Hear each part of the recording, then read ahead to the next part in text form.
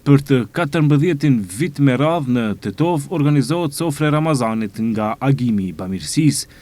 Gjatë ditës së sotme janë ndarë rreth 700 iftare për nevojtarët dhe një pjesë të studentëve, pasi numri më i madh i studentëve ditën e parë të Ramazanit do ta kalojnë në ambientet shtëpiake. Visar Xhaferi thotë se qëllimi është që ata që nuk kanë mundësi financiare të ofrojnë ushqim të ngrohtë gjatë muajit të Ramazanit.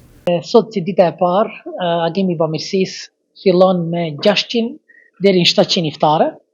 Shpresojmë që të gjithë, edhe pse dita e parë është pak më e vështirë në aspektin organizativ, shpresojmë që të gjithë ato iftare të cilët ne i kemi përgatitur dhe i kemi ndarë në për lagjet e Tetovës me aktivistët tonë të shkojnë në vend dhe iftari i parë, domethënë nga ata të cilët kanë nevojë për një përkrahje tonë të përbashkët, të mrihen në tavolinat, sofrat, shtëpitë e tyre, që filloi Ramazani me një këmbë mbar dhe me një iftar të pranuar nga Zoti për gjithë ata të cilët do jenë, domethënë, agjërues ditën e parë.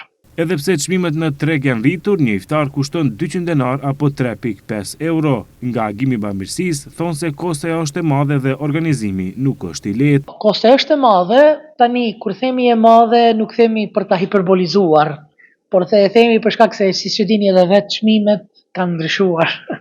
Çmimet e produkteve bazë të artikuj ushqimor kanë hypur dhe çdo vit po e shohim se kostoja e këtyre 1000 iftareve po ndryshon ndjeshëm.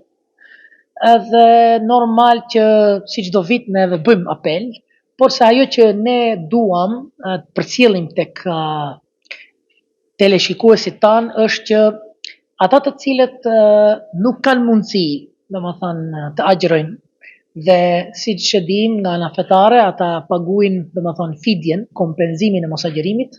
Unë mendoj se Agimi i Bamirësisë dhe iftaret e saj janë një adresë tepër e qelluar për këtë çështje, veç asaj që ata të cilët duan të japin sadaka, domethënë për një iftar janë të mirëseardhur. Nga Agimi i Bamirësisë thonë se të gjithë ata që duan të dhurojnë një iftar për studentët dhe skamnorët mund të dhurojnë edhe produkte ushqimore.